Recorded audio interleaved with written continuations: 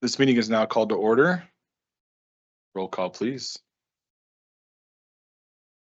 Cons? Cons? Here. Mrs. Shandy? Here. Mr. Wilburn? Here. Mrs. Yanez? Here. Mr. Salt? Here. The Pledge of Allegiance this evening will be led by Ms. Cons. I pledge allegiance to the flag of the United States of America and to the republic for which it stands, one nation, under God, indivisible, with liberty and justice for all.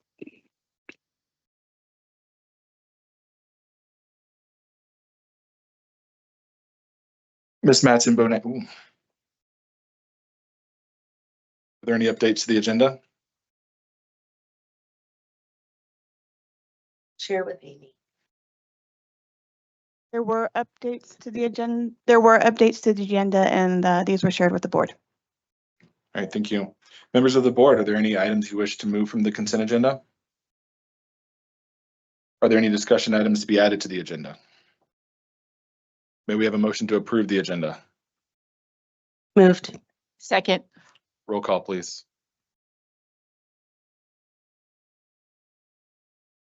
Mrs. Cons? Aye. Mrs. Shandy? Aye. Mr. Wilburn? Aye. Mrs. Yanez? Aye. Mr. Salt? Aye. Tonight's board quote is from Ms. Cons. And it is from John Wooden. Success is peace of mind, which is a direct result of self-satisfaction in knowing you made the effort to become the best of which you are capable. And I think this is a great sentiment for this exciting new school year that we're starting, for students, for the board, for staff, for our community. Become the best of which we are each capable. Thank you, Ms. Cons.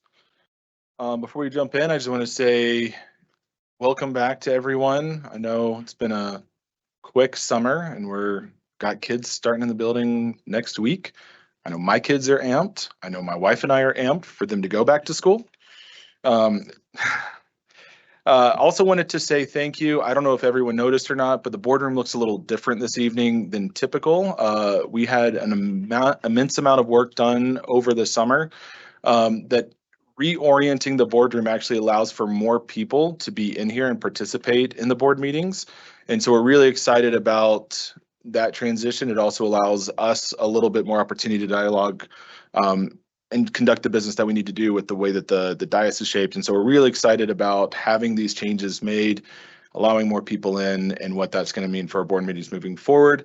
So thank you to everyone involved. This was a huge undertaking and really just wanted to say how much I know everyone on the board has commented about how much they like the new layout. And so just thank you to everyone here at the administration that participated in helping make sure that this happened over the summer. It was a lot of work in a short amount of time, and it's phenomenal. Any other comments, board? All right. Wonderful. All right. Well, we're looking forward to a great year. With that, Mr. Smart, I believe you have a few introductions you'd like to make. Yeah. Oh, that's loud. We have 7. I'm gonna have to move back from this. I do want to recognize someone in the room who has been 39 days retired, and we've already got her back working for us. Maureen Lang just couldn't stay away. So thank you for doing that for us. Woohoo. Okay, so yeah, tonight I'm pleased to introduce Julie Palmer, who's being recommended as the Special Education Administrator. Julie is joined this evening by her husband Dave, her children Colin and Keaton. She holds a Bachelor's of Arts in Psychology from Hastings College and a Master of Education in Special Education from the University of Nebraska. Is it Go Red or Go Big Red? Oh yeah, okay. Can't just be red, it's gotta be Big Red, okay.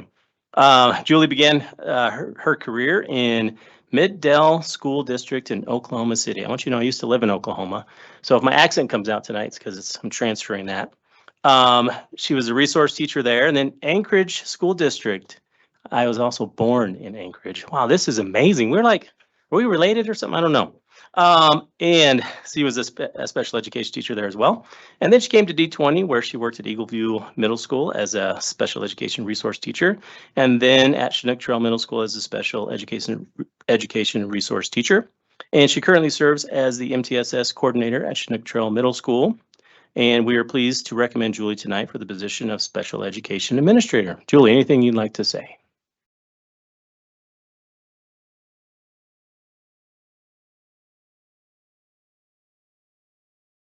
All right. I would like to thank the board and Superintendent Haber for entrusting me with this opportunity. I would also like to thank Dr. Lujan Lindsay, Mrs. Stewart, Mrs. Ricky, my amazing administrative team for all of their support and mentorship. Most of all, I'd like to thank my family for their continued love, support, and making sure that I laugh often. I have a passion for Academy District 20, also with partnering with families and staff to make sure that we are inclusively supporting students, and I am so excited for this opportunity. Thank you.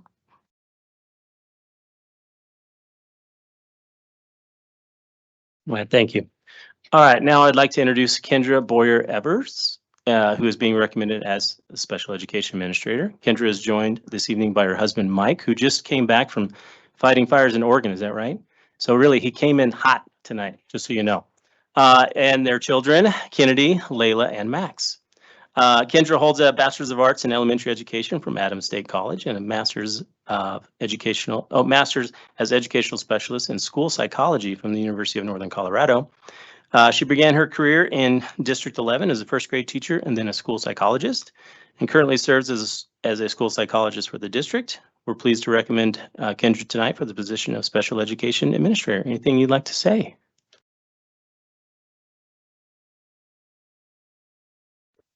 Thank you, Mr. Smart. I would like to thank our Board of Education and Superintendent Haber for this opportunity. I would also like to thank Dr. Lujan Lindsay, Ms. Stewart, and Ms. Ricky for the leadership in our special education department. My new team is also amazing, and I'm so grateful for them. A special thank you to Dr. Lujan Lindsay for believing in me and the continuous encouragement that she has provided me. My family and my faith are my reason for my drive and my success. Thank you to my parents, my wonderful husband, and my 3 amazing children, always my biggest cheerleaders. I could not be more excited for this new journey in my professional career. I have a genuine love and passion for Academy School District 20 as I am a D20 graduate. I am dedicated to this district and to public education. I will lead my teams in the special education department based on my core values of respect, relationships, and communication.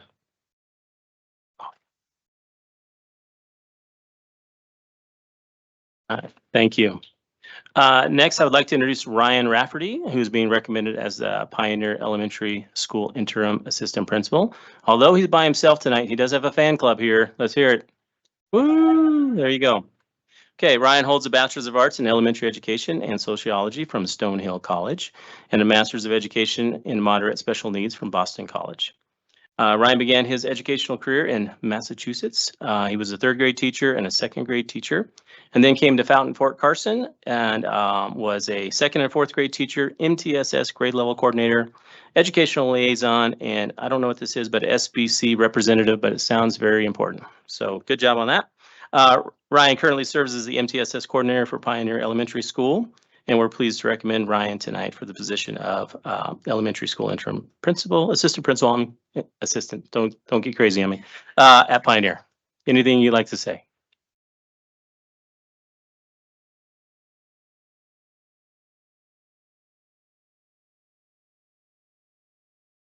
Superintendent Haber, school board members, and directors, thank you for the opportunity to serve as interim assistant principal at Pioneer Elementary School. I would like to take a moment to thank my family, who were not able to be here today, for their encouragement throughout the interview process. I would also like to thank the entire Pioneer staff, who are currently hosting our back to school night, for their support as I've transitioned into my new role. I'm looking forward to continuing to serve the District 20 community and build upon Pioneer success. Thank you. Thank you.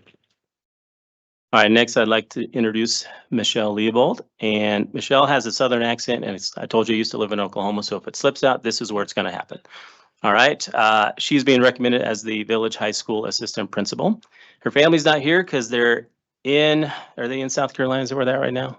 And in the throes of Hurricane Debbie, so keep them in your thoughts. Michelle holds a Bachelor's of Arts in English from Union University, a Master's of Arts in English, and Master's of Arts in Teaching from Austin P University, State University, Master of Science in Educational Leadership from Western Governors University, and she's pursuing a doctorate in K-12 Education Leadership from North Greenville University. She loves going to school. She began her educational career in D20 at Eagle View Middle School as an 8th grade teacher. Then she went to South Carolina where she did a lot of things. She was a middle school writing and New Horizons teacher, 7th grade English teacher, 7th grade RTI English teacher, high school English teacher, and then also at a couple different places. She currently serves as an assistant principal for South Aiken High School. We're pleased to recommend Michelle to you tonight for the position of Village High School Assistant Principal. Anything you'd like to say? I guess so. She's coming up.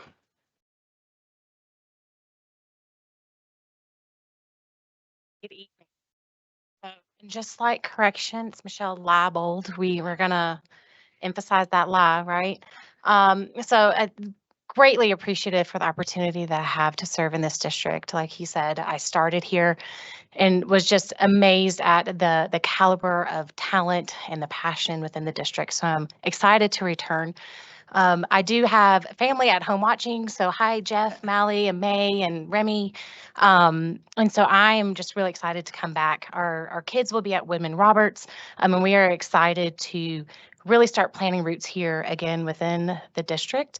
And then also thank you for Lindsay Keller for really seeing what I have to offer and also the willingness to grow. So thank you again. Have a good evening. Thanks. Sorry, Michelle, that I pronounced your name wrong. Next, I'd like to introduce Rebecca Kiger. This is day one for you, right? First day of work? Wow, got her in there. Okay, so she's being recommended as the Woodman Roberts Elementary School Interim Assistant Principal. She's here with her husband, Nick, and children, Grayson and Addie, and they said they're super excited to be at a board meeting. Just want you to know. She holds a Bachelor of Science in Human Development and Family Studies from Colorado State University. It's okay. I went to the University of Wyoming. Master's of Education in Educational Administration from Grand Canyon University. She began her educational career in Whitefield School District, where she was a kindergarten teacher. And then she went to D3 My Way, where she was an elementary teacher, elementary coordinator, enrichment coordinator, elementary coordinator, and then an administrator of TOSA. And then went to Haven School, where she was the dean of students, and she currently serves as assistant principal at Haven School. It is my pleasure to recommend her tonight for the position of Woodman Roberts Elementary School Interim Assistant Principal. Anything you'd like to say? Good evening. Board of Education Superintendent, Board of Directors, thank you for this opportunity. I have been a resident of the Woodman Roberts neighborhood. Both of our children went through there. I was there as a parent many, many years and many hours, and I'm so excited to serve in the community where I live. Thank you to Mr. Hansen, who has been a great partner all of one day, but I look forward to working closely with him. And thank you to the teaching community and the parents and staff who have already welcomed me with open arms. I'm excited to serve. Thank you. All right, thank you. Next, I'd like to introduce Jackie Hansen, who is being recommended as the Prairie Hills Elementary School Principal. Jackie is joined this evening by her husband, Nick, and their children, Kayla, Savannah, and I like to call him Big Will. And Jackie holds a Bachelor's of Arts in Elementary Education, Special Education Endorsement from Aurora University, and a Master's of Arts in Education and Education Leadership from University of Colorado, Colorado Springs. She began her educational career in Phoenix, Arizona, and she was a 5th grade teacher. And then she moved to D20, where she worked at Academy Endeavor as a 4th grade teacher and a K-5 special education resource teacher, and then moved into a TOSA for curriculum and instruction position. She currently serves as the assistant principal for Woodman Roberts Elementary School, We are pleased to recommend Jackie tonight for the position of Prairie Hills Elementary School principal. Jackie, anything you want to say? She has a whole speech wrote out. It's going to be great. Last time I was here, I forgot to thank my family, so I had to write notes, so I didn't forget to thank them this time. So good evening, Board of Education and Superintendent Haberer. Thank you so much for this opportunity. I'm really looking forward to it. I'm grateful for the mentorship of Nate Hansen and the experience I gained at Woodman Roberts over the past 3 years. I'm looking forward to working again with T.C. Killingsworth and Dr. Field, and I'm so grateful that Maureen Lane came out of retirement just for me for the last couple weeks. Finally, I'm so thankful for the support of my family, as without them, I would not have my support system. They are my #1 fans. Today, I read this quote: "Success is not the key to happiness. Happiness is the key to success. If you love what you are doing, you will be successful." I am so happy to be a Prairie Hills Coyote and know I will love what I do and be successful at what we do because we'll do it together. Thank you again for this opportunity. Thank you, Jackie. You know, I told every one of them, don't forget to thank Mr. Smart. Nobody's done it yet. So Crystal, this is your opportunity. So I'm going to introduce Crystal Story, who's being recommended as the Assistant Director for Communication. She is joined this evening, I think, by her husband, Chase. Did he make it? Okay. She holds a Bachelor's of Arts in Journalism and Mass Communication from Arizona State University. And she began her career at K2 TV in Casper, Wyoming. Probably an amazing station. I did my student teaching in Casper, just in case you want to know. She was an anchor and a reporter, and then she came to KRDO News Channel 13 as a multimedia journalist, and she currently serves as the Media and Public Relations Manager for the district. We're pleased to recommend Crystal to you tonight for the position of Assistant Director for Communication. Crystal, anything you want to say? Always.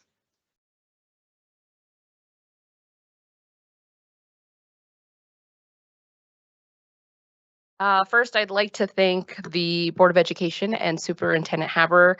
I love Academy District 20 and the people that make up this district. It's an honor to continue serving our community through reliable and consistent communication. I also couldn't do my work without the communication team, so I want to say a big thank you to Mark Belcher for first giving me this opportunity and believing in my abilities. I want to thank Paul Hollendorfer, Courtney Kidd, and Victoria Costantino for being my thought partners and comedic relief in the midst of crisis. I also want to thank the many leaders in this room, the ones in front of me and the ones behind me. For the last 4 years, whether they know it or not, I have been watching and listening and learning from each and every one of them. Last and certainly not least, I'd like to thank my husband, Chase, who is no doubt hiding in the back. And it is a gift to find a partner who loves work as much as you do. And so I'm thankful for him. He is my #1 fan. He is a listening ear, and he always has vats of coffee ready and on hand. Thank you very much. All right. Before I go, I just want to thank the communications team. They help us so much when we have job fairs, and they always make them successful because they get the word out. So appreciate everything they do. I'm done. Is that a record? Okay, come on now. It sounded like a record tonight. Oh, no, it's only 7. She calls it 7.5. I don't know. Next time. All right. We'll be looking for it. Thank you for all of you being recognized as new administrators this evening. If you'll stick around, we'll take a break momentarily, shake some hands, and then you can get on out of here. And the super update first. So next up is the superintendent update, Ms. Haberer. All right, well, board, I am so excited. We have had such a strong start of the year, and I can't wait to share some of the pictures we've taken of that. First of all, this summer, I had a chance to go to a conference called ISTE, and it's all about the use of technology, especially as an educational tool. And that's a picture of a former colleague of mine. She was Ed Tech Director, Kim LeClaire, and she's actually now a major coordinator of that event. And I just want to say I appreciate that Director Aaron Salt and Director Amy Shandy were both able to attend. And this was a session that Amy and I were able to go to. We went to actually 2 of his sessions. His name's Ken Shelton, and he wrote this amazing book called The Promises and Perils of AI in Education. And so I got Amy the book because we went together and we both wanted it. And I actually ended up going to a dinner where I was I won it, or I got a chance just to have it handed to me. But board, I'd love to have you take a peek at it. And if it's something that all board members would want, it could be something we read together. What I appreciate about his presentation is, while AI can be such an important thought partner and an amazing and powerful educational tool, we know that colleges right now are asking students what is their AI proficiency, and even on job applications, that is now becoming a question. So we know we need to help our students understand this tool, but we also know that it's not perfect. That AI can hallucinate, which I think is a really strange word to use towards AI, but basically it only is able to produce the kind of data that's put in. And sometimes it can be inaccurate. So we're always going to need humans to take a look at what the products are, and also to check it for bias, because certainly information that's put in could have a bias to it, and we have to be sensitive to that. And it's also a chance, I think, to help our students understand what are some of those implicit biases that are in our community. Some of the major questions really for the whole conference were, what does it mean? What are the uniquely human skills? Because humans will always be around. I think the biggest fear sometimes is AI is going to replace humans and jobs. And I just think that jobs will transform to maybe look different, where we're always going to need that human touch and that human presence. What does it mean to create, and what are the possibilities and limitations of AI? So would love if the whole board wants this, we'll be glad to do that. Maybe we can learn together, which I think makes us stronger together as well.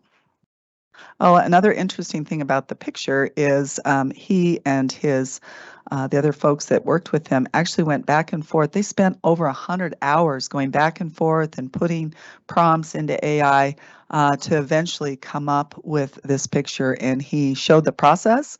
And I think the shift that will probably need to happen is us really focusing on helping students display the process that they use to get a product rather than just the product itself.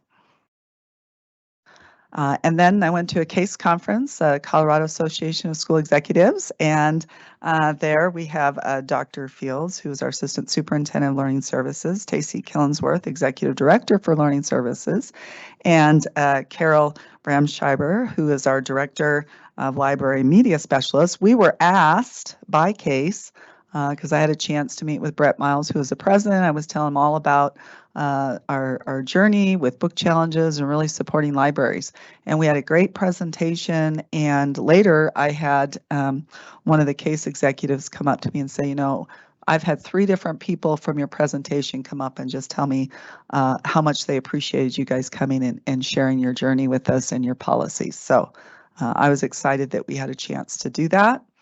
And then we started with our lead team retreat, and it was amazing. And a thank you to Principal Matt Sisson and the whole Liberty staff for having us there at Liberty. It was the perfect setting. We got new chairs that are actually the same ones that we're sitting on, that have a little bit of cushion in it to make sure people are comfortable. But a huge thank you to Dr. Jeremy Koselak and his team. They put in multiple hours to put this retreat on. Some of the themes I was able to open with what does it mean to be Team One, using the example of boys in the boat and them winning the Olympic gold. And then the really fun part was we added a team building aspect for every single director, principal, assistant principal, central office folks, split us into different teams. I got to do pickleball, which was super fun. We even had axe throwing, and as we'll see, it was a new talent of Shelley Kuzer. Her team actually won at the axe throwing, which I thought was pretty amazing. Could you go back a slide really quick? Yeah, I think I can. Let me see. Yes. Is that Pete throwing the axe? I think so. The same guy who told us we couldn't use t-shirt cannons is throwing axes. This feels like a little bit of a double standard. All right, I just wanted to clarify. Thank you. No, we had a wonderful time, and it really did build team across all of the different departments. Transportation, we had our central office, our building leaders, and it was just really a good time to come together. And when you have fun times like this, when the hard times hit, you've built that camaraderie, and it just helps us, I think, to be much better creative problem solvers when those times come up. And then certainly in the afternoon, we kept our instructional administrators there, and really our focus this year is on instructional leadership and how do we support our teachers and administrators in our professional learning communities to come together and really have that focus on academic growth and achievement together as Team One. And then we had our new licensed staff orientation, which was amazing. And I had a chance to pair with Mark Belcher, share a little bit about communication. I was sharing again about the importance of Team One and what our values are around academic growth and achievement together.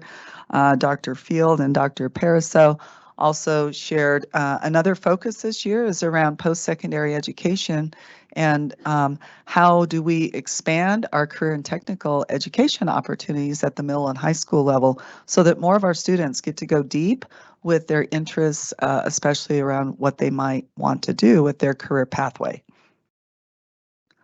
And a huge thank you to Pine Creek, and they had the band playing and they had the cheerleaders, and a huge thank you to and ROTC. Thank you, Colonel Hubert. Your students have been at almost every opening, and that's really made it special. So we appreciate you and your team, and also Mrs. Kate Margrave, Mrs. Daniel Johnson, and again, Colonel Hubert for just making this a really special time. And I think you can see as the teachers walked through with the cheerleaders and we were there to greet them, I think it really helped our new licensed staff see that we really do value our relationships and our people. They are foundational to our success here in D20.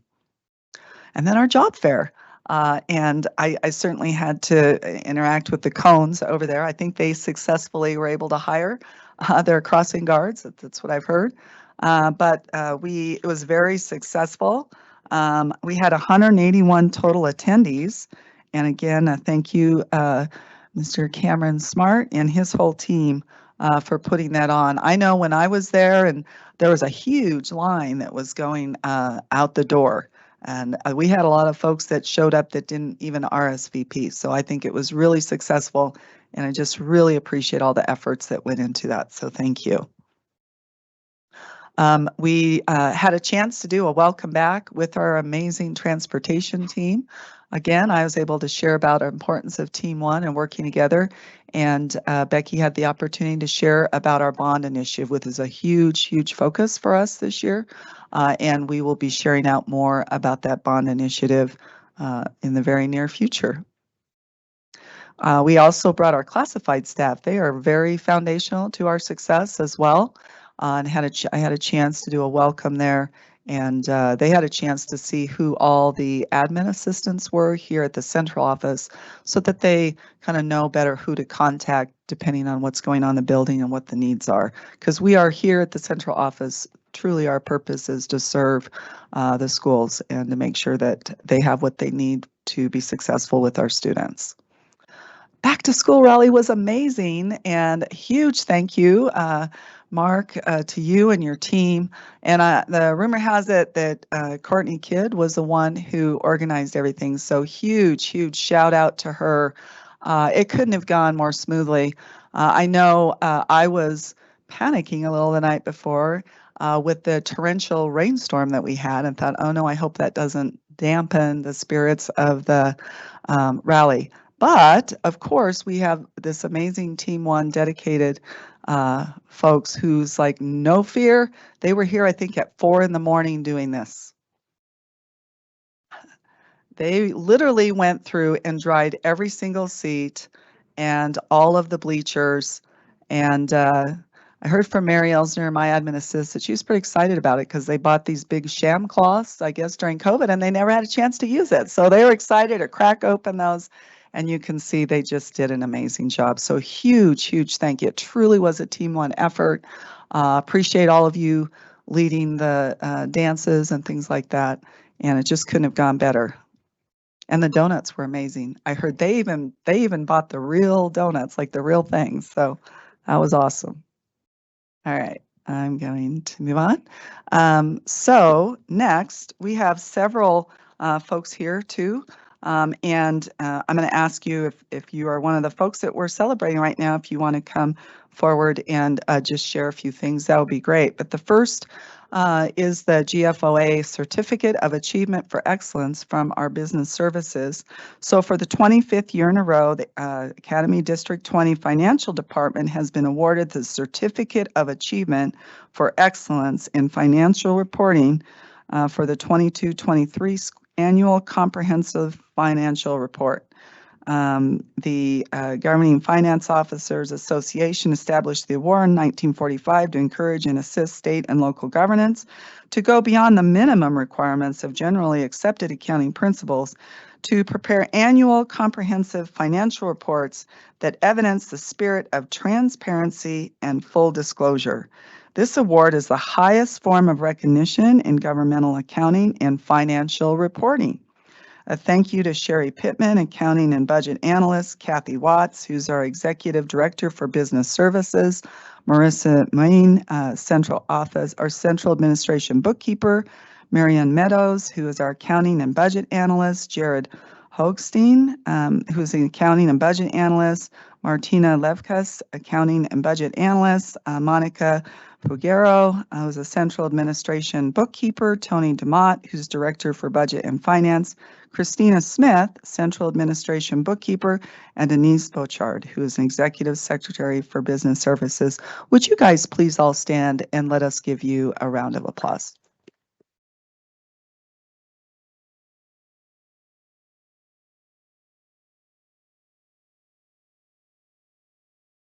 And these folks that we're recognizing, please come up to the front when we break, because we want to be able to take a picture with the different folks that we're recognizing tonight. Next is, let me push the button here. Congrats to Air Academy 2024 graduate Christian Raker, Air Academy class of 2025, Erica Lupine, and Air Academy class of 2025, Vincent Arazari. They all earned a $25,000 scholarship from the Air Force through the Air Force JROTC program to earn their private pilot license at civilian universities in an 8-week intensive program this summer. I want to fly with you next time. I'm going to fly. All three were successful, passing the FAA written exam and a flying check ride, and they now have their private pilot licenses. This is a highly competitive scholarship that only about 175 students out of the 850 Air Force JROTC programs nationwide were selected for. Only 20% of student pilots nationwide actually make it all the way through to earn their pilot license. And again, pictured here is Erica and Vincent. The 2024 graduate, Christian Raker, was not available because he was already headed to college. So would you guys please stand and be recognized?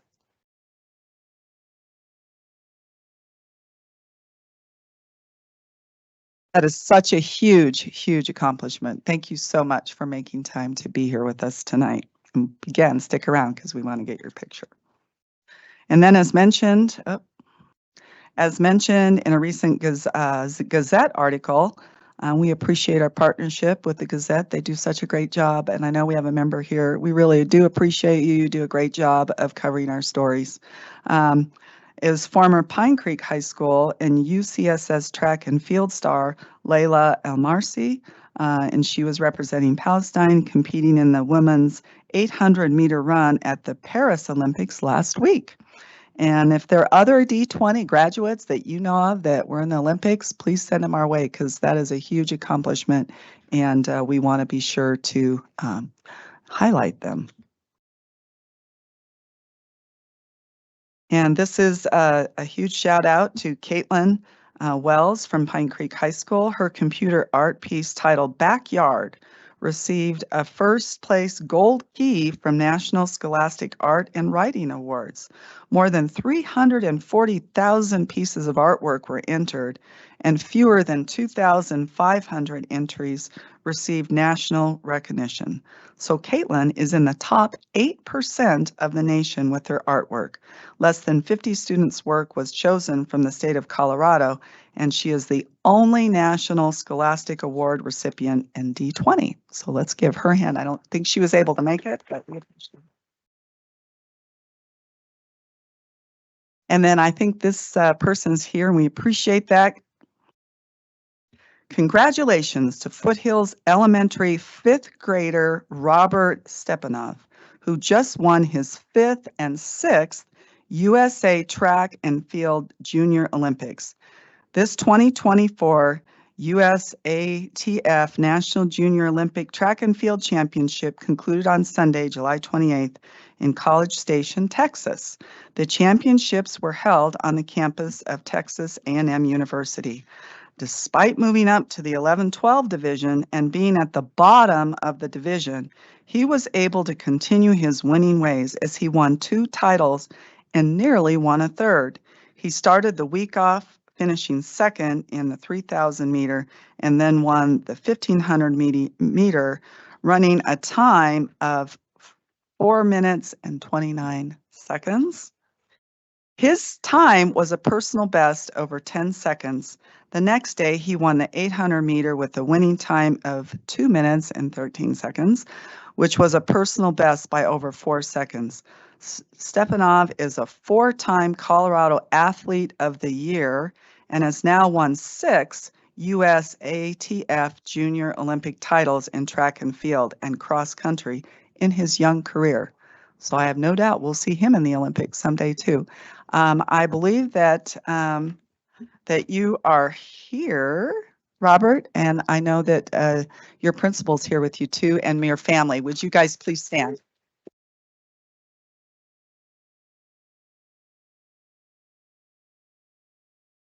Actually, Robert, I'm going to ask you if you wouldn't mind just coming out to the center aisle so we can all see you, and we're going to give you another round of applause because those are truly.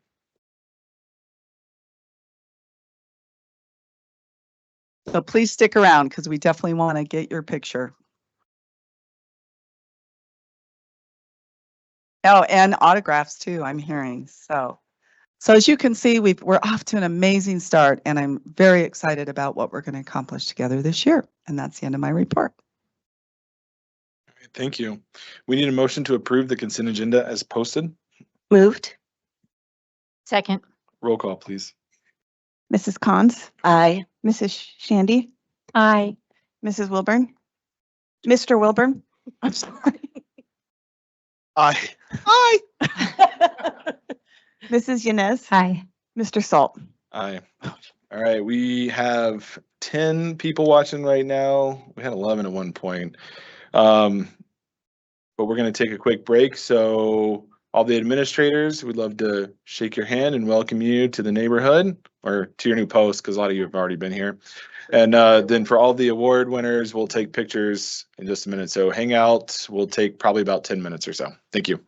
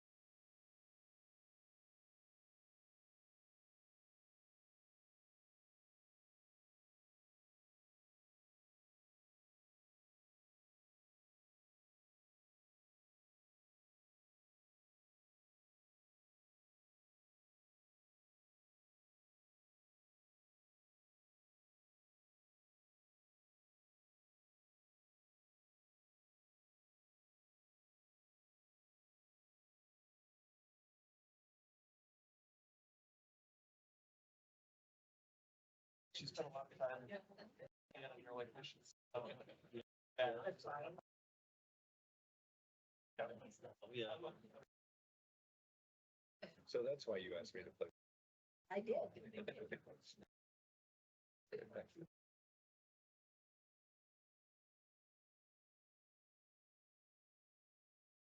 All right, we're going to get back to order here. Item 7 on the agenda. There were no items moved from consent, pulled from consent, so we'll move on to our written reports. First up is 8A, Annual Monitoring Report for Executive Limitation Policy 2.1, Treatment of Students. Did anyone have any questions or comments? All right. MRE, is the superintendent's interpretation of the policy reasonable? Is there sufficient evidence to determine compliance for each section? Are all sections in compliance? Recognition of exemplary performance or concerns regarding performance? Would you like to see additional or different evidence, or should any part of this policy be changed in the next monitoring report cycle? Do you see evidence which is extraneous or no longer necessary? Okay. Next is item B, Monitoring Report for Executive Limitations Policy EL 2.6, Financial Planning and Budgeting. Were there any questions or comments? Okay, moving on to the MRE. Is the superintendent's interpretation of the policy reasonable?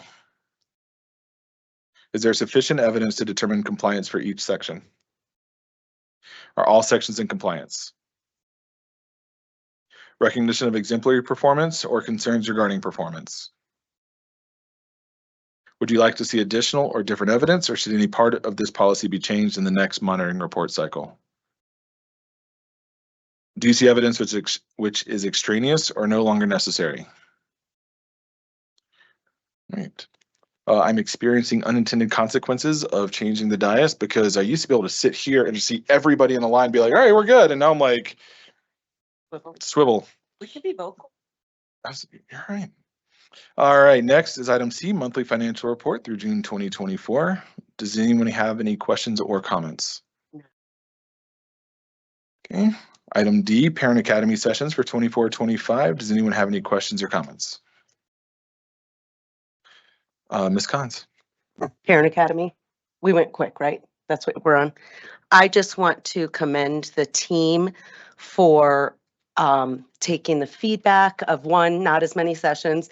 It did get quite cumbersome this year. I know you guys were trying to serve the community, but it did, as a parent, you see all those and you're like, oh my gosh, I can't even think about it. So great job doing less is more. And you obviously took the top attended ones from last year, so you kept those in. And then I feel like we're just aligning our whole team, board, administration, like we're just aligning back to those basic values of preparing the parents for preparing their students. So I just want to commend the team on the lineup for this year. Thank you. Any other questions or comments related to the Parent Academy sessions? Okay. Item E, information regarding the 2024 bond. Were there any questions or comments? Okay. Item F, annual monitoring report for governance process policy 4.0, governance commitment. Anyone have any questions or comments? Okay. All right, for the MRE, is there sufficient evidence to determine compliance for each section? Are all sections in compliance? Recognition of exemplary performance or concerns regarding performance? Would you like to see additional or different evidence, or should any part of this policy be changed in the next reporting cycle? Do you see any evidence which is extraneous or no longer necessary? Item G, annual monitoring report for governance process policy 4.1, composition of the board. Does anyone have any questions or comments? Okay. MRE. Is there sufficient evidence to determine compliance for each section? Are all sections in compliance? Recognition of exemplary performance or concerns regarding performance? Would you like to see additional or different evidence, or should any part of this policy be changed in the next reporting cycle? Do you see evidence which is extraneous or no longer necessary? Right. Item H, Annual Monitoring Report for Governance Process Policy 4.2, Governing Style and Values. Does anyone have any questions or comments? MRE, is there sufficient evidence to determine compliance for each section? Are all sections in compliance? Recognition of exemplary performance or concerns regarding performance? Would you like to see additional or different evidence, or should any part of this policy be changed in the next reporting cycle? Do you see evidence which is extraneous or no longer necessary? Okay. Item I, Annual Monitoring Report for Governance Process Policy 4.3, Board Job Description. Does anyone have any questions or comments? Mr. Salt, Yes, ma'am. just one thing I thought of, because I'm always cognizant of making sure we're varying our linkage possibilities. This might be wild, but maybe at like a parent sounding board or something, or some of the committees and groups we serve on, that might be a great place to do linkages. It's almost like you were part of the conversation we had. We were talking about linkages during was that during the agenda setting? And that was one of the things we talked about, was utilizing the stakeholder groups for that linkage. So great idea. More information forthcoming. Any other questions or comments? Wonderful. Moving on to the MRE, is there sufficient evidence to determine compliance for each section? Are all sections in compliance? Recognition of exemplary performance or concerns regarding performance? Would you like to see additional or different evidence, or should any part of this policy be changed in the next reporting cycle? Do you see evidence which is extraneous or no longer necessary? Item J, Annual Monitoring Report for Governance Process Policy 4.4, Board Meetings. Does anyone have any questions or comments?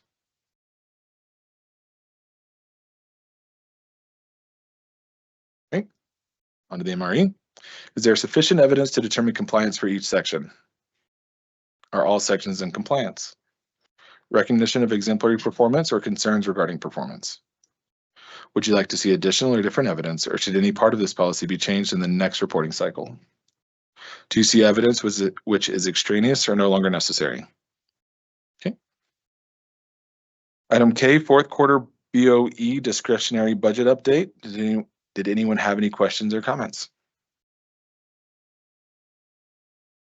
Item L, language revision, discussion of governance process policy 4.2, governing style and values. Yes, the only other thing aside from what was in the board packet that I caught on second review for 4.2 is there is a duplicate word, page 1, under the 7th bullet, the word important. So the development of virtuous character is equal in importance, important. So we just need to remove important. Sounds good. Any concerns with that? All right, you have that. Perfect, thank you. And then item M, language revision, discussion of governance process policy 4.4, governance process. Anyone have any questions or comments? Yes, I do. Ms. Collins. My 12 o'clock perusal of a second glance found some things. Just one thing. It is on number 2. So page 1, the number 2, the final lettered bullet points should be an I instead of another A. So that communicate in a manner, blah, blah, blah, should be labeled I. Thank you. That should be an editor. Any other questions or comments on 4.4 language change? All right, moving on to presentations. First up, item A, report of the Citizens Bond Oversight Committee, Superintendent Haber. Yes, Ms. Becky Allen, CFO, Deputy Superintendent. Good evening. I'd like to welcome our chairperson, our co-chair of the Citizens Bond Oversight Committee since day one, I must share, Mr. David Brockway.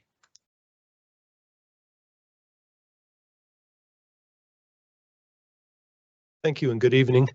Our group met on July 31st, and Chris Garnhart led us through the financial activity of the last quarter. The most notable of the 3 months I'll highlight. In April, there was 6.6 million of new encumbrances, which was a contract that was let out for the transportation expansion project.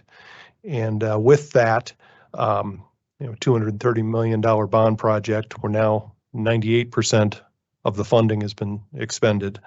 There's 6.8 million remaining, and the contingency there is about 2.1 million. So we're coming down to the tail end of it here. The exception of finishing a few facility audit projects and the remaining projects that are in process, such as the transportation expansion, it's clear to us that the 2016 bond can be deemed a success, and the entire District 20 community can be very proud of what was accomplished under that program. So happy to report on that. My reports are getting a little shorter, but this is our next meeting will be in October, and I'll report to the board soon after that. Thank you.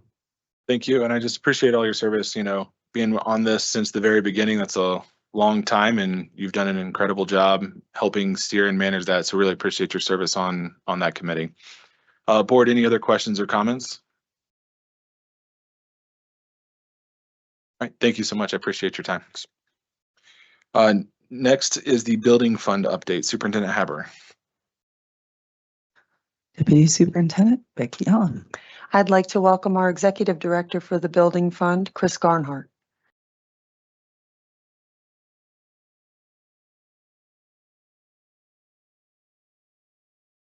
Well, great. Thanks a lot. I enjoy coming here and giving you a few updates on the construction activities with this bond. We're getting pretty close to the end, so the presentations get a little bit briefer as we go along. I'm going to call this our summer 2024 update. Rampart and Liberty High School swimming pool equipment upgrades. We finished the Rampart pool equipment upgrades in April of 2024. So they have their pool back and everything seems to be working very well there. The Liberty High School pool, we have the demolition complete. We're a little further along now, but we intend to complete it here in early September. And you'll see a few photos of that in my presentation. The replacement of some windows over at the Bridges, where the Bridges program now used to be the Aspen Valley Middle School. We completed those windows in June of 2024. Previously, I had briefed the board on the Prairie Hills windows, and they were completed over spring break. And Woodman Roberts, we completed in June of 2024 as well. All right, so this is a picture of the Rampart pool filled back up. I just wanted to make sure y'all got that opportunity to see that it looks nice. The water is crystal clear and clean. And this is the equipment that we replaced. One piece of equipment that you do not see, which is down below the grate, is the circulating pump that moves the water around. But the blue item there is the filter system, and the gray device in the back is the heater that heats the water. And then this is the Liberty pool as it stands right now. It's drained, so there's no water in it, so really can't swim in it at this stage in the game. And then this is the swimming pool mechanical room. So if you can see where the block wall is in the back, that's where the heater will go, the boiler that heats the water. And next to that will be the filter system. The little fenced area where the red was where the sand filter used to be. It was in a pit. And so that got taken out of there, and then we had to pour some concrete that the circulating pump will sit on down in that pit. And then this is just a picture of the exterior of what's now the Bridges building, I guess, or what used to be Aspen Valley. One of the things I noticed about it, and I don't know if anybody would pick this up, but the windows now look heavy duty commercial grade as opposed to more of a residential grade window. And then this is our transportation expansion project. This photo is probably about 2 weeks old. So it shows the foundation system there. This was taken with a drone by the contractor. And where that foundation is where there'll be a brand new metal building that houses the bus maintenance operations. And to kind of give you an idea of the magnitude of size, if you look at the existing transportation building, you'll see 4 garage doors. That portion of the building is where they do their bus maintenance operations, about 8,000 square feet of space. This new building is about 16,300 square foot, so a lot bigger, a lot safer environment for them. And we intend to wrap up this entire project probably in the March timeframe, March 2025. And then the document scanning. So right now, you can see we've scanned in documents from the Board of Education facilities and some of the HR documents. The next round that they're in the process of scanning, and we should receive those the end of August, early September, I would think, would be the bulk of the documents that Human Resources had. And then there's another round of some finance documents, and then we should be able to wrap that up fairly quickly. And that's all I have for you. Any questions for me? Any questions, board? Director Wilburn. Thank you very much, Mr. Garner. Your reports are always really thorough. I'm more just curious than anything. It looks to my eye like the Liberty swimming pool is significantly smaller. It is. It is. It's a About 6-lane two-thirds pool, size? and Rampart's an 8-lane pool, and Pine Creek is an 8-lane pool. That would explain it. So yeah, good observation. I like that. All right. Any other questions? Thank you so much for your work on this. I really appreciate it. Great, thank you. All right. Next is our portrait of a graduate follow-up report. Superintendent Haber. Yes, Dr. Susan Field, Assistant Superintendent for Learning Services. Okay, Dr. Paraso, come on down. Or he's behind me.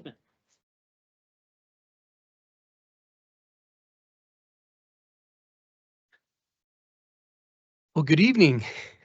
It's good to be here. Got to talk quite a bit about Portrait of a Graduate with all our staff and new teachers over the last week or so. So it's been pretty cool experience. Basically, I'm here to seek a resolution for final approval of our Portrait of a Graduate, at least the first stage of it. And I want to share a quick story. Cameron, it's okay, it'll be quick. But this summer, I got to go back to the hometown where I grew up in. I grew up in a coastal little town of Carpinteria in California. And it's right on the beach, and we got to lay out and have fun. And I ran into several people, some people I went to high school with, one person I coached back when I was right out of high school and in college a little bit, come back helping coaching. And I ran into an old teacher of mine. He was one of our health and PE teachers. And interesting story is I remember one of my fond memories of that class in health class was the email system was brand new. This told you how old I am. And he was complaining to all of us as students that he's being forced to check his emails and he refuses to. So shows you how long ago that was. But it was interesting because I had a chance to reflect upon this work we're doing with Portrait of a Graduate, college and career readiness, and what we want students to graduate with as I'm reflecting upon my experience as a former high school student and running into people that made some really interesting choices and some that probably would have made better choices reflecting upon their experience if they were to do it all over again, right? And so this is something that's very important work we're doing. So let's go down memory lane a little bit, kind of where we ended things at the end of last year and where we're going. So Portrait of a Graduate, it's a tool to communicate knowledge, skills, disposition, and characteristics that we want students to develop by the time they graduate. And this has been a co-creative process we've done collaboratively with all various stakeholder groups, industry partners, parents, students, you name it. We've met in numerous groups to develop and extract data in the sense of what their hopes and aspirations are for our students by the time they graduate, and also what's needed for them to be successful in post-secondary life, particularly in just career and in life in general. And so we had over 2,000 pieces of data that we then had to kind of reduce. We wanted to make sure that as we created our portrait, it was in alignment with our board ends, and it's connected to our strategic plan. And we want to basically bring the board ends and our strategic plan to life in the sense of what those goals look like and with our students by the time they graduate. And this helps, Portrait of a Graduate helps bring all that to life. And you'll see as we came up with our final product, there's a lot of alignment with language in our board ends. And so that's been very helpful in the sense of as we reduced all that data into something that is manageable and kind of exemplifies what we're looking at. It also is alignment with the Colorado State Post-Secondary Workforce Readiness Standards. Those standards are also known as the Colorado Academic Standards of Essential Skills. And they are basically, you could say it's the Porch River Graduate for the state. And so ours aligns to those standards too. And so as we reduced it, we looked at Board Ends language, we looked at the state standards for PWR, Post-Secondary Workforce Readiness. Additionally, the Porch River Graduate aligns with ICAP, which we have implemented in our district, and we're updating with the new College and Career Navigator platform, which our counselors and some of our teachers have received training on this past couple weeks. But if you notice, bold on the slide up here, it says PWR Demonstrations of Learning. And so when you reflect upon that, it's not just listing the standards as part of the ICAP process, but actually implementing in demonstrations of learning, demonstrations or opportunities for students to exemplify those skills that we've identified that are important for them to have by the time they graduate. And so that's integrated in with our ICAP. And in a bit, I'll show you how it all kind of coalesces together. So that's an important aspect of things. So in essence, the Portrait provides shared language for all students and educators to speak the same language. We have, because of our site-based nature, we have a lot of our schools, secondary schools in particular, doing great things, but sometimes they're different and there's some, things aren't the same between one high school and another. And we want to make sure that it's all uniform in a sense of language and a sense of expectation. And so we know what to reach for and as a goal that's in alignment with things that you establish as board members. And as it trickles down through the district into our sites, we want to make sure that we're all working towards similar goals and we're not working in silos or in different ways. It's also something that's more than just a poster with some idealized characteristics and descriptions of that. We want to bring it to life, and that's what we'll talk about what we're doing this coming year as we start that process. So here, just in review, has been the creation process, right? We built empathy. We basically worked with community members to develop and stakeholder groups. And as we reduced that, we aligned, as I discussed. We created a prototype and we brought it to the board a few times for feedback, and we've made those changes and adjustments. And so now is kind of the final product that we want to kind of show and go over briefly. And then going into the future, which I'll talk a little bit more about in a minute, but we want to make it measurable and actionable. We want to provide learning experiences for our students in K-12 regarding attainment of those dispositions and characteristics. And we want to develop a blueprint of success criteria. So here's a visualization that we have. Now, this was part of a collaborative process. Students were involved in this in the sense of how do we bring it to life in the sense of how it looks. And so you could see in this graphic, one of the main features of it is the aspen tree. And I've learned a lot about an aspen tree. My background is a history major, and I'm not a biologist, but the aspen tree has some pretty cool things about it. And so in essence, what you see up there, which is in the key, I can't see, I think it's Kedler Pass. Basically, that's the second largest living organism in the world. In Colorado is that aspen grove. And that's something unique about aspen trees is that when they grow what's known as a stand altogether, they're actually genetically identical. And so that whole tree is one living organism. And I know I'm probably not supposed to ask the board questions, but do you know where the biggest aspen grove is in the world? Anyway, any ideas? No? It's in Utah, actually, but not too far away. So if you go on the 70 and head west, and it's in the Fish Lake National Forest. So right before you hit the 15 off the 70 in Utah, on the right-hand side is that mountain range. And I think they nicknamed it Pando because like panda bear because of black and white of the trunk, but it's the largest living organism in the world. That's the largest aspen grove, but it is indigenous to Colorado in particular. So how this relates to the Porch River Graduate, in addition to the mountain peak, you could see there, since we have the mountain ranges and Pikes Peak, you can see a mountain climber climbing. And so in essence, the core or root of our Porch River Graduate is the aspen tree, and the aspen tree possesses the characteristics of rapid growth, which correlates to our mission. We educate and inspire students to thrive. Further, the aspen root systems are considered a singular organism, like we talked about, the largest in the world, and they form the trees and stands, which articulates our Team One approach of all working together as we inspire students to climb to the peak of academic excellence, as it's labeled there in the graphic, and obtain the 6 specific competencies that will ensure post-secondary preparedness and continued success in college, career, and in life. And so those components are in our graphic, and this graphic is our first iteration of that. As we come up with maybe different versions or things, it'll still have those still elements in it, but we might move stuff around or make it look a little differently, but it'll still have those components in it.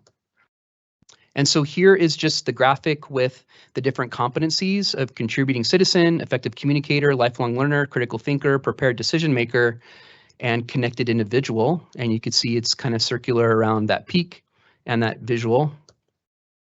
And here it is with the descriptions that we've been kind of articulated and edited quite a bit in a sense to make sure that it aligns and it's spelled out more fully. And to spare you, I'm not going to read it to you, but it is in the board packet and board materials there. But basically it provides a description of each of the competencies. And you notice at the bottom is academic excellence that's interconnected with the roots, and then that's connected with our vision statement that we have in our district. So here is the implementation process that we're moving forward with starting this fall. And so we've initiated some dates, and I'm just verifying with certain groups and certain individuals that we really want to be there to make sure those dates don't interfere with other activities or things this fall and spring. So we have those dates, and eventually we'll be pushing them out to our school sites to generate a cohort of groups. And we're going to start with our high school and backwards map it. But these are the things that we're going to do. We're going to utilize exemplars of other districts and other schools that have implemented Porch of a Graduate in various different ways. So we have something to look at in the sense of what's been done before, what works, what doesn't work, and see elements that we might want to emulate as we progress and develop our success criteria. And then we're going to look at and create success criteria by academic kind of grade range. So we'll have 9 through 12 high school, then we'll have middle school 6 through 8, and then we're going to break elementary school into 2 different groups, kindergarten through 2nd grade, and then 3rd through 5th. And that way the competencies and things we create are age specific, since a 2nd grader in the sense of how they develop or work on those competencies is very different than like an 11th grader, for example. We're also going to create examples of potential grade level lessons, activities, experiences, and a POG competency rollout plan for those different grade ranges. We're going to work on alignment to the ICAP plan process, and also how it aligns to our College and Career Navigator platform, as there's certain activities and things in there that align with our portrait. So that way there's kind of cross mapping so that they know if we're working on these certain skills in our Portrait of a Graduate, they crosswalk into different activities we have with counseling in our classrooms, and teachers have access to that.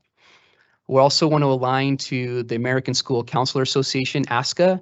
We're in the process with our counseling teams, rolling that out, aligning with national standards for counseling, and we want to make sure that that as these things are developing in our system, we're not doing it in silos, so we're working together to make sure that it's uniform and understandable and it all mends well. And also we'll look at possible portfolio or capstone expectations, whether they're by grade level or grade cluster, in a sense of what we want to do and develop. So as we meet in these cohorts, those are the things that we want to look at and demonstrate. So here's just an example of how we break down the cohorts. So we're going to start, like I said, backwards mapping. And also in the board materials, I did provide you an implementation plan that we developed. This is a couple pages, but it goes a little bit more in depth on what I'm talking about. Initially, we're going to start with high schools this year and just mapping things out and considering all the things that we have in the works in our district. We're probably going to focus on high school this year and start middle school based on funding that we have at the end of the year, probably in early June and summer, and then bleed middle school into the fall of next year. And in the spring of the following year, then work with elementary and see how far we can get where that might bleed into the following year. But the goal is to get it done in a 2-year process as much as possible. And I think we'll learn a lot when we're working with the high school as we go down. It becomes a little bit less complicated as we go down to younger grades in a sense. So high school's the beast, right? There's a lot of diversity in different things that we should be doing within the portrait. And so that's kind of how we plan to do it. So that's my presentation. Any questions? Ms. Cons. Thank you. Because you know how passionate I was, and you graciously invited Mrs. Shandy and I to be a part of this process. Would you consider any board members being invited to these monthly cohorts? Absolutely. Okay, so can you keep us apprised of dates and Yeah. whatnot, please? Yeah, so we're in the version of finalizing those dates, and then we'll share that out with the entire board. Thanks. So the goal is to have, just to let you know the makeup of that, we want to have various stakeholders in it. We want to make sure that all sites have representation. We want to make sure we have a counselor, an administrative representation, teachers representing in there, and then other district people. So we want like Julie Hendricks, our new assistant director for counseling. We want to make sure Belinda Martin, who's over ICAP, is there. We want to make sure that as we're working toward things that there's alignment and we don't get off track and then realize, oh, but we forgot this or that. So we're going to reach out and we'll make sure that you guys are all invited and you're free to attend and participate. And I just want to say I'm thrilled, you know, this last page in our board packet with the criteria template. It's just really exciting to have this framework, and you discussed it at length in your last few slides, just to give this legs and not sit on a wall. Like, I love that the entire plan is in place to work it every step of the way with every student, with every staff member. So I'm thrilled. Well, and what's really exciting about it is as we're adjusting our ICAP process and plan with the new platform is at the same time we're working on updating and working with counselors regarding alignment. So it's all perfect timing in a sense that it's all being done at the same time. And it's all being done together. It's not like we're just doing this and then we have to pull other things that we, you know, to get them to conform. And I think it's a good time. The timing's good for all this. And I think it's going to assist teachers to have less vagueness, you know, less, you know, the scope and sequence is so gigantic. And I think this just gives a great focus for, you know, what our district wants to accomplish with our students. So very exciting. Good job. Thank you. Any other comments, board? I was going to echo what Ms. Khan said about the plan that you have and kind of the descriptor and how that works out. That's what I was looking for throughout the entire packet. And I got a page. I was like, here it is. And I love the way that that's laid out, especially how it crosswalks between, you know, starting with the board ends and then crosswalks back to what each of these statements mean in that portrait descriptor.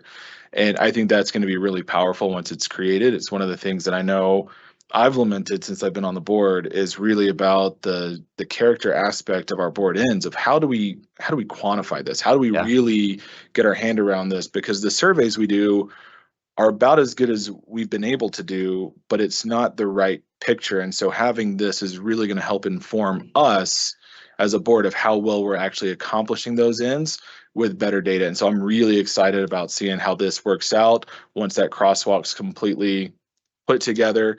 And seeing how that really informs us as we move forward. So I appreciate it. I know there's been a huge work for you over the last year. Really appreciate everything that you have helped put into this, and really looking forward to seeing how it wraps up. Thank you. Just a comment regarding that. It's really interesting because when you have standards or a standard you're trying to meet in education, there's two ways of doing it. There's the right way and the wrong way.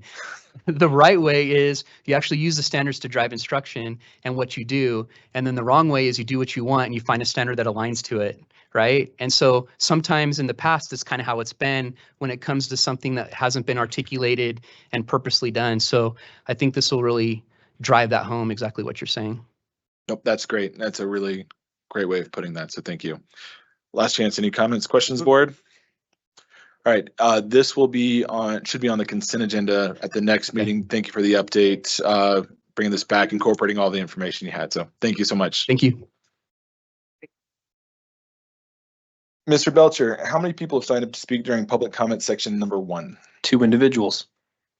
The board welcomes the comments of our community members. We greatly value all comments from the public, but in order to adhere to board policy and accomplish the work already on the agenda, the board and superintendent will not be responding this evening. Speakers may offer appreciation for or criticism of school operations and programs as concern them, but are encouraged to exercise their speech rights responsibly as they are personally responsible for any legal consequences attributable to their comments, including claims of defamation. Please keep in mind that students often attend board meetings and listen online. A speaker's remarks, therefore, should be suitable for an audience that includes kindergarten through 12th grade students, including no use of profanities or obscenities. Comments concerning personnel matters should be directed to the superintendent or board president in writing with your signature. Supplemental written materials can be given to the security guards and they will be delivered to the board secretary. The board president will recognize each speaker, and consistent with GP 4.4, comments will be curtailed if remarks or behavior become inappropriate. The board president may interrupt, warn, or terminate a speaker statement that is unrelated to the business of the school district, inappropriate for K-12 students, or disruptive to an orderly, civil, and productive meeting. Thank you for your cooperation. Now, as we mentioned a little bit earlier, I know we've had some new people come. The boardroom set up a little different this evening. This change allows us to fit more members of the public into the boardroom. As part of the change, we have removed the lectern and now have a table with a microphone and chair. When your name is called, please come to the table and sit in the chair to deliver your public comment. Mr. Belcher. First up to bat is Patrick Mooring, followed by Katie Chukas.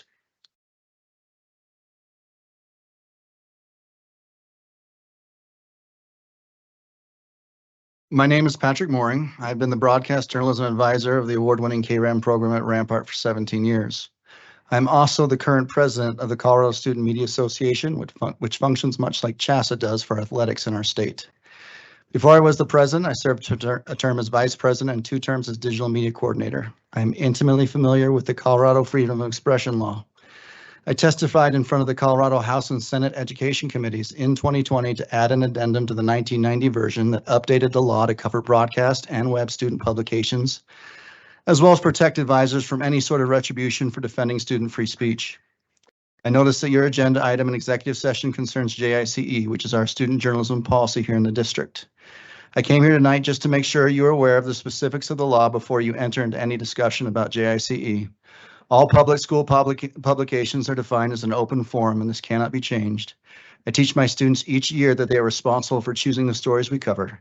Students can only be limited if their speech is obscene, libelous, or slanderous, severely disrupts the school operation, or violates someone's rights to privacy. Other than that, prior restraint is illegal in Colorado, which means that a school official is prohibited from telling a student that they cannot publish a story or take action to prevent a student from doing so.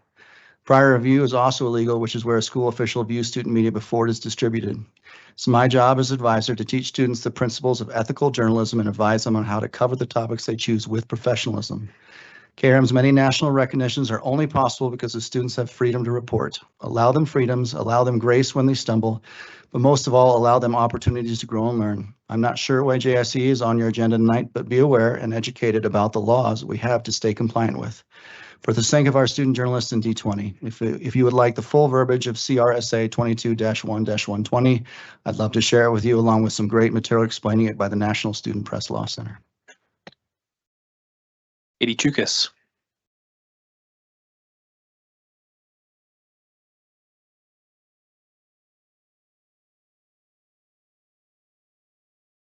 Okay, my name is Catherine Chukas. I live in the district. I'm still an Air Academy parent. I'm still the SAC chair. My animal update is about dogs. This summer, there was a great group of adults in the D20 community taking care of one stray dog from the Black Forest. It's quite a story. But also tonight, the other dogs I'm thinking about in this community are a group of teenagers who have a mascot of a Great Dane. If you're an adult in the community who knows a Dane, I'm really thinking about you tonight. I did want to comment on the ISTE conference earlier from the superintendent. This is for the board's benefit. In addition to this book about equity, the DTAC task force on AI is going to have amazing things for you to know about based upon the phenomenal work the task force did specific to the D20 environment. So you get to hear about that at some point in the future. I am speaking about item 8I, the board member job description and evidence. Personally, I think it would have been better to record the evidence by each of the lettered items. It helps demonstrate that board members have met the job description specifically, just like it would for any other performance review. And it makes it more clear what is and isn't out of compliance. It also allows you to demonstrate specifically things like item 1C, which items the board members advocated for, and item 1E, the names and dates of publications where board members have demonstrated organizational performance. Please think about this.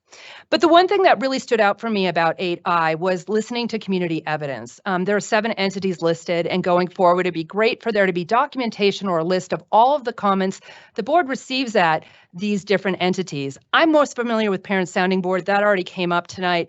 But at those 30 tables every month, the 2 hours are filled with comments from some of the most engaged parents at the public school sites who can be free at their lunch hour. I don't think the charter parents come, but they probably could be invited.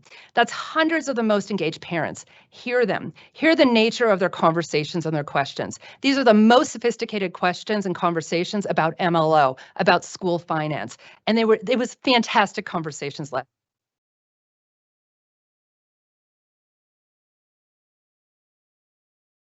Thank you.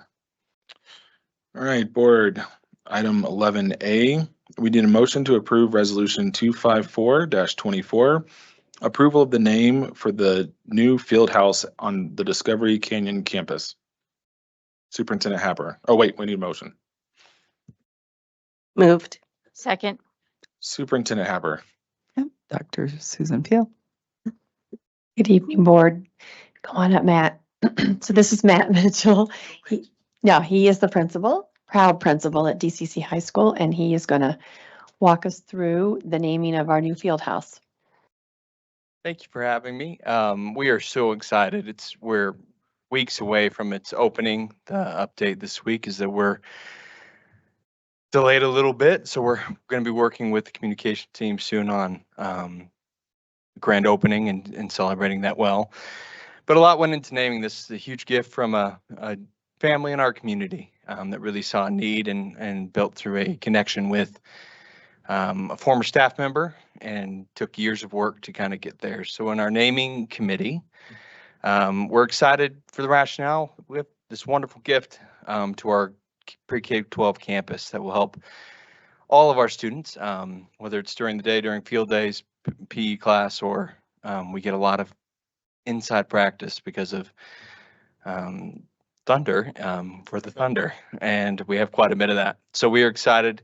We did follow administrative policy FFR in naming this, and we should be completed here. And we also want to, they've finally taken the fence down, and we're kind of getting real close to it being done. Our process, the building was, the donations and all that was wrapped up in 2023 in the spring, and groundbreaking when you all were there in April. And it's hard to believe that quickly this structure is up and looks official and done. We formed the naming committee in July, a little harder in the summer to get everyone to show as we needed, but we had the right people in the room, and then we met on July 30th. I was on it. We have Del Krebs, a founding teacher and coach, Sean Mitchell, Bob Bentley, our new athletic director, and AP, David King, a 13-year minute. I went backwards. Sorry. I don't know what I did. Bob Bentley, David King, who's been there for 13 years, the middle school principal, Carrie Smith, a parent and employee, Taylor McCann, a young student athlete, and Thomas Ashley, one of our booster parents and parents who's pretty involved with his students. With that committee, we reminded them that we shouldn't be hasty or emotional. It shouldn't be ill-conceived. Can't be a repeat. We don't want to name anything that's already been there. We considered past precedent and considered the mission of the district and kind of what we're aiming for. And the names that considered in the room and the names that were brought up was Schuylkill Field House outside and Krebs Field on the inside. Krebs Schuylkill Field House, the DCC Field House, and the Thunder Field House. Unanimous vote in the committee was that it would be Schuylkill Field House on the outside and Krebs Field House, or Krebs Field on the inside. They did not want their name on the outside. Part of that, just history. Ron Schuylkill is obviously the person being named after. He's recently retired, which follows policy, so he's not a current employee. Served more than 25 years. He's on the founding committee for the building, even prior to being an employee as a teacher and coach. He literally brought in all of our key coaches. Some of them were worried about joining the school when it was new. He was the one who called them and said, as a teacher, you should come join. Here's why. Here's what we're doing. He's brought all his students through the school. He's brought people. Avid defender of the school. He made sure I was good enough. You guys put me through it, but he really put me through it, and we passed that. One of our female athletes who's in the room, she really commented that he cares about all genders and not just football or big sports, but she really appreciated how much he's done for girls sports at the school as well. And this building will be used for both. He's been a positive role model for all of our community. And he established the relationship with the donor that brought this here and built the vision and built the idea and the dream. And it's between them that they've been able to do that. And the Krebs family prefer their name not be on the outside, and they both prefer first names not be in it. They want to honor the community and let it be something that we can open and celebrate here shortly. So as always, go Thunder, and any questions I can definitely answer. Any questions, board? All right. Thank you for all the work that you and the committee put into it, especially over the summer when they were foregoing other opportunities. Really appreciate the background on this. Thank you. All right. Without any further ado, roll call, please. Mrs. Cons, Aye. Mrs. Shandy, Aye. Mr. Wilburn, Aye. Mrs. Yanez, Hi. Mr. Salt. Aye. All right, next, we need a motion to approve Resolution 255-24, certification of ballot language for bond question appearing on November 5th, 2024, coordinated election ballot. Motion, please. Moved. Second. Discussion, please. Superintendent Haber. Yes, Mrs. Becky Allen, Deputy Superintendent, that's CFO. Thank you. I'll step over and Mark Belther will join me as well.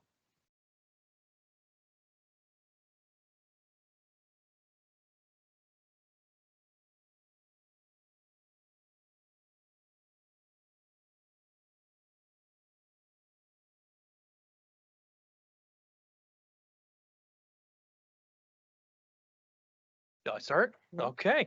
So we're going to give you just a little bit of background on some of the changes that Becky's going to present here in a minute.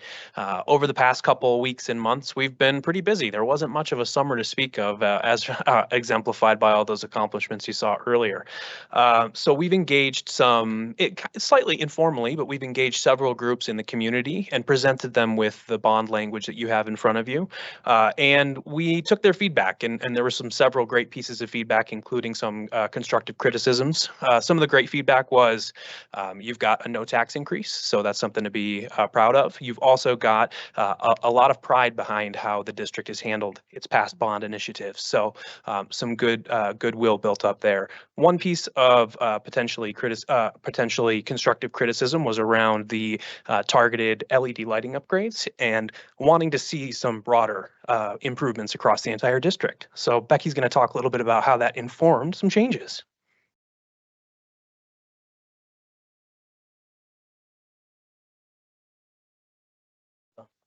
This is on? Okay. I believe you. So as Mark mentioned, we've looked at bond language before and we've made a few tweaks to it based upon the presentation that you had back in June. So I would just like to share what some of those changes are, and they really go hand in hand with what Mark just shared. So this is kind of if I were to list all the bond language on one slide, it would go down a whole nother. It really gets into all of the financial legalese associated with it. So I'm going to focus at the top. So that whole first section, without imposing any new tax, no change. And that next section about the 69.14 million, that's the same dollar amount we've been referring to. The repayment cost is the one that we discussed back in June. It's that 128 million. And now we go into the 3 bullets. Before we showed 4. I'm going to jump around a little bit. If you were to look at that 3rd bullet, providing funding for TCA and New Summit, they each were their own bullet. We got some feedback for readability. These ballot measures are dense and long, so we felt we could combine them into one bullet. And we also, it used to say facility expansion for those two sites. We're calling it capital improvement projects. Again, Kim McClelland and Dr. Thomason from both New Summit and TCA have been a part of that process, and they like that language.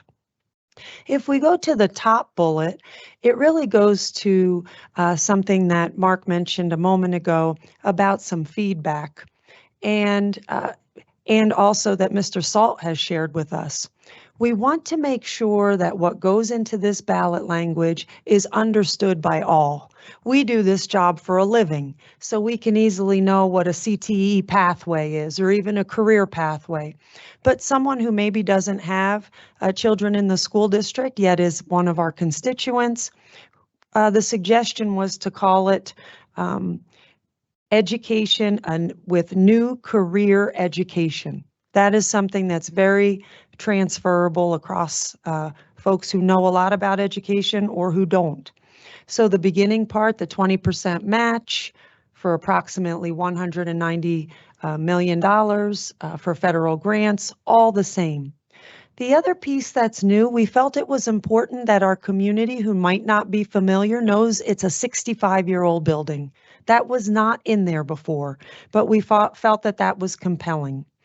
And then really, before we talked about a CTE Pathways wing, it really is a center of excellence, similar to the center of excellence that we have at Liberty High School that has automotive and construction trades. So we used that language here and talked about a new career education program. We also added accessible to students across District 20. And that's the commitment that we've made and that we've made to our families, that if students are attending other high schools in the district and it makes sense for them to access, for example, aviation programming, that we provide an opportunity for them not only to access it, but also to have transportation provided. Not necessarily bus stops or door-to-door from the home, but satellite transportation from our other high school locations to help students be able to access that. So again, we felt it was important to note that. Finally, that second bullet is really what I want to highlight, because the Citizens Accountability Committee, the mill cap that you see in green at the bottom, no change. But for Mark and his team did a great job just getting some what I would call focus group feedback. And it was $9 million for LED lighting. And we know that's important, but folks said, can you do a little more to really help feel like the other schools are not only getting LED lighting upgrades, but maybe some other pieces as well. So after a lot of work, just looking at different pieces and collaborating with principals and departments, we went ahead and expanded that to improve health, safety, and security and comply with the LED lighting. Now, the dollar amount for that line, in our minds, part of that ask of $69.14 million has not changed. That line item is really still $9 million, but we're also looking beyond LED lighting to look at some safety and security measures. I don't mean people, okay, because again, this is a bond. I always remember bond, but building, right? So this is about physical security for the building. How can we enhance some of those things? And then around just other health and safety, some examples, our high schools and most of our middle schools have wood shop areas that are beautiful. But, you know, over time, they sometimes need better dust collection systems, better HVAC systems for those spaces. Some of our theater areas, curtains are quite old. We're still obviously making sure that they have solid fire retardant, but as time goes on, they start to get old and could have a healthier replacement, or stage rigging equipment could be, again, safety upgrades. These are some of the examples that we're talking about there. So that really brings us to what the bond language would look like. In the actual resolution, you see it go all the way down to the bottom with what it would be from start to finish in terms of that financial legalese that fits in at the bottom of the language as well. Any questions for us? Director Cons. Thank you. I was wondering in your focus groups if you had any feedback about the third yellow bullet point with people not understanding that that was a requirement, and even that those charter schools were part of our district. Just curious if people understood that. Apt observation. We did receive several questions about that topic. Folks were wondering, does it have to be that much? Is it required by law? And part of this is an educational process, so we did share that we do have to provide it. Now, the amount, I think Becky can speak more to, but people were interested to learn that that is a requirement. So yes, good point. It came up. And actually, in even our bond council, Kim Crawford, hi, she's on virtually. Kim Crawford would let you know that we don't have to give this exact dollar amount that we're looking at. It's about $11 million between both schools. Where does that dollar amount come from, and why are we doing that? All of the funding that is provided as a pass-through from District 20 to both New Summit and TCA are given on a proportionate share based upon their population of students. TCA is about 13.7% of our full population, New Summit about 2.4%. So we wanted to follow suit. We have such good partnerships with our charter schools, and we want to make sure that these funds follow suit with the other funding that we are required to give on a proportionate share. So that's how that dollar amount was set. Something I like to say is those are still D20 students, and if these dollars are intended for D20 students, they should be proportionate. Yeah. I agree. I'm curious if this is going to be a hindrance to voters that we can't educate everybody. I'm just talking through how we're going to make sure people understand that it's a desire and a requirement. Yeah. Sure. And I think part of the, Mark and his team have done such a good job standing up a website, and we're going to continue to work on the FAQs, and I think that's a great one. Why are TCA and New Summit on there? And how did you come up with this dollar amount? Those could be the types of things that we could include. In addition, we've been working closely with both schools to be able to, that we can also articulate if people ask us what they plan to spend those dollars on. I appreciate it. Thank you. So, Wilburn. or it could be possible to insert a word after providing and before funding. Required, legally mandated, something like that. It's worth thinking about. We can talk with Kim Crawford, and Kim, please feel welcome to jump in. I know, again, the amount doesn't necessarily need to be at the proportionate level that we do. So Kim would probably need to revise on some language that would give that sentiment, but not also give the portrayal that we're required to give this exact amount. Kim, do you have any ideas or comments there? Tina, does it look like Kim's coming in? Kim, are you on mute?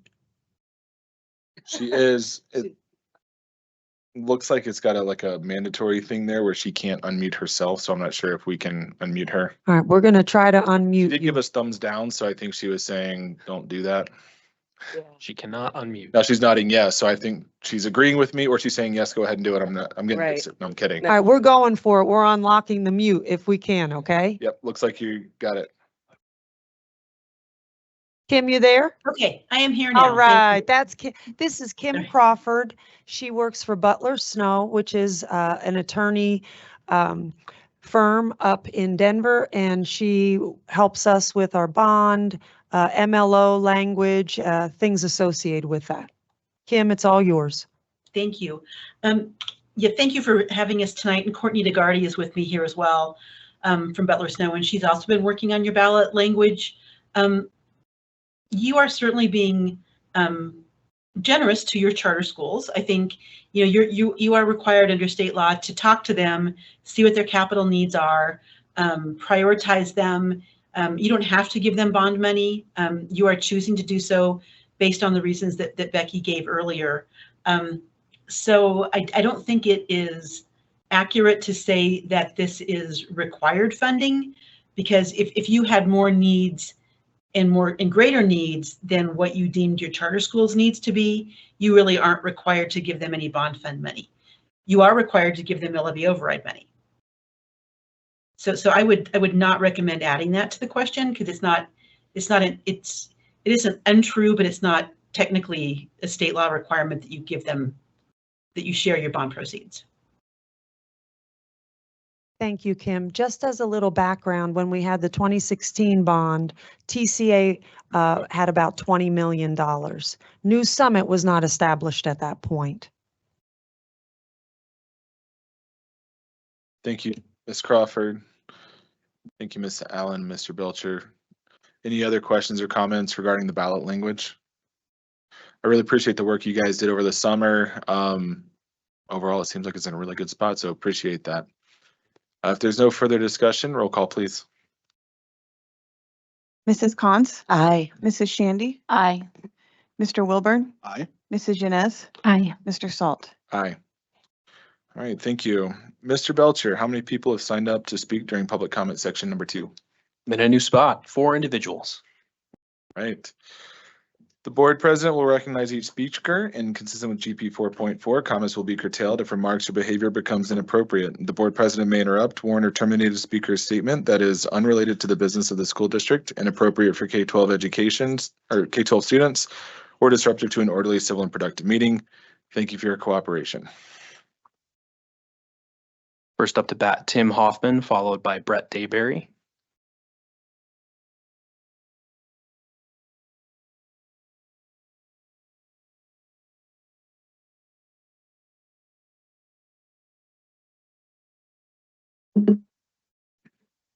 Hey, Tim Hoffman, proud parent of a D20 middle school student. Go Grizzlies. I'm open with a quote. I did not raise children so emotionally weak that they can't stand the sight of a flag. That's what a concerned parent said on June 3rd, 2021, as they stood here addressing the board regarding the idea of banning certain flags at that time. I don't have the right or ability to say, I don't want my children to see it, and therefore neither should yours, they continued. That's not my responsibility. That's a decision for parents to make, not for the board to make. Profound words from an individual who now sits on the board backing a weird policy around the display of flags on district property, a policy that actually encourages violation of U.S. flag code. Look, my son loves his birth country, and now and then he'll rock a soccer jersey with an Ethiopian flag on it. This weird policy won't stop him from doing that. He may even wear it while sitting during the pledge. Finally, I'd hoped to see reason win out over the summer, but alas, here we are with all of you back. We're set up differently tonight to accommodate more engaged parents, and I've heard some of the catalyst of this change was for the safety of the board. Some violent online rhetoric had caused concern among some members of the board, as it should, and changes were made. We should always work to protect people from aggressive and violent rhetoric online or elsewhere.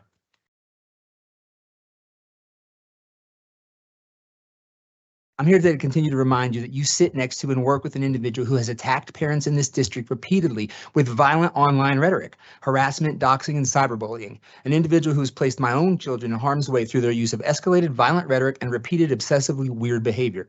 Every one of you who's not encouraged that individual to step away from this role is complicit in that behavior. You made changes for the safety of the board, and I hope you guys feel safe. You deserve to feel safe. But how about doing the same thing for this community that you claim to care about? Remove those who represent danger. Where are the leaders? Why are you afraid of doing this? I implore you to make changes for the safety of the district and encourage the voluntary resignation of members not fit to serve in this capacity. Thank you. Next up, Brett Dayberry, followed by Beth Hodgson.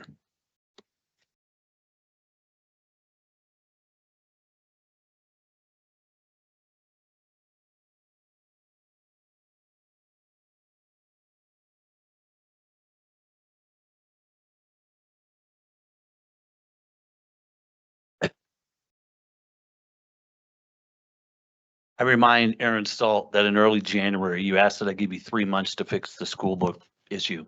We are now in month 7 of your 3-month time frame. I'm sure you and a lot of others are sick and tired about hearing about the library books. Well, I'm sick and tired of having to bring it up every board meeting because you've chosen not to fix it. After 2 years of trying to work with Mr. Salt, I am convinced he has no desire to fix the problem. As evidence to this, from 2022 to 2024, there have been more books rated 4 and 5 added to our libraries than subtracted. Look it up. This is a spiritual battle between righteousness and wickedness. Mr. Salt's actions or lack thereof He has chosen the side of wickedness. How else can one describe it? Galatians 6:7 reads, "Do not be deceived. God cannot be mocked. A man reaps what he sows." Mr. Salt has been provided with legal case precedent that clearly states obscenity is not protected by the First Amendment. He's also been provided with very specific and detailed policy changes which could have been implemented. I don't know why this board feels the need to answer to this administration on this issue. The board ultimately decides which books are in the library and which aren't. To this point, Aaron Salt and 2 additional board members have chosen the side of wickedness to keep pornography in our libraries. Can I be more clear? If Mr. Salt had integrity, he would resign from this board, but I don't expect that. So I will do everything legally possible to keep him from being reelected to this board. In the meantime, I will continue to expose the community to his actions that allow pornography in our schools. Beth Hodgson, followed by Heather Cloninger.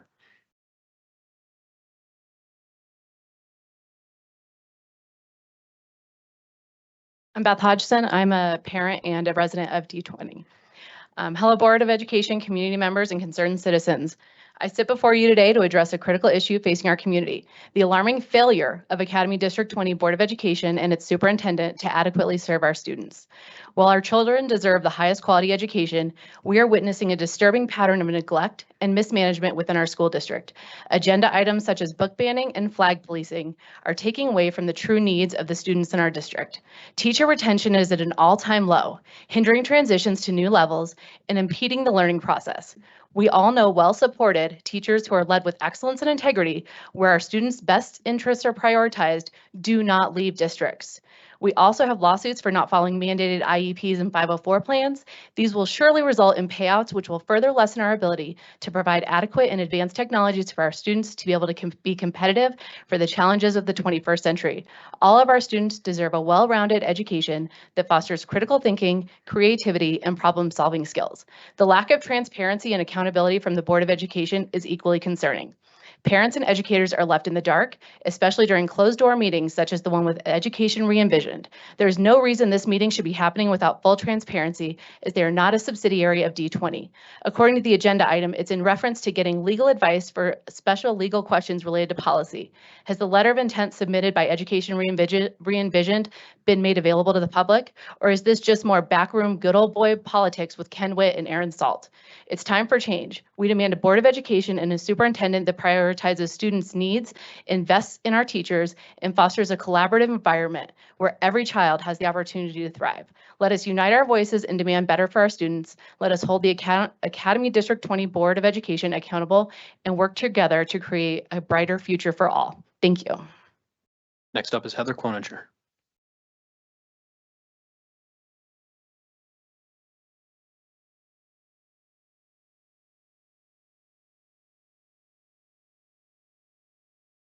Sitting. Thank you for letting me be here tonight. This year at the RAW, or as is formally called the Back to School Rally, AEA, or Academy Education Association, was denied a table at the benefits fair for the first time in several decades. Actions like this strike at the very heart of our democratic values and push us toward a dangerous path of dictatorship. Teachers are the backbone of our society and shaping the minds of our future generations, and they deserve the freedom to collaborate and share ideas and advocate for their rights. When efforts like this are made to be silenced or isolate them, it's not just an attack on the educators, but an attack on the principles of freedom and unity that our society holds dear. Denying teachers the ability to come together is a form of control, a method used by those who fear the power of collective voices. It echoes the tactics of authoritarian regimes where the free exchange of ideas are stifled and dissent is suppressed. In a healthy democracy, open dialogue and collaboration are essential. When we attempt to stifle these practices, we risk slipping into a dictatorial mindset where power is centralized and the voices of many are silenced by few. We must stand firm against any efforts to isolate or silence our teachers. We must uphold their right to gather, to speak, and to advocate for the education and future of our children. For in defending their freedom, we actually defend our own. Please don't claim inclusivity and Team One when you're suppressing our teachers' voices. I love this district. I always have and I always will. And I encourage all of our teachers to join AEA.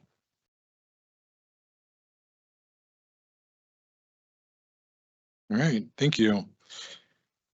Superintendent Haber, did you have any clarifications or next steps? I do not. All right. Board, was our business this evening focused on activities that promote and honor our mission statement, our belief statements, and our global end statement that reminds us that all students will have the knowledge, skills, and character necessary for successful transition to the next level, and upon graduation will be fully prepared for success? Did the board hear information tonight that would require the review or revision of a policy? Well, yeah, as noted with 4.2 and 4.4. Did the board hear information tonight that would require a new policy?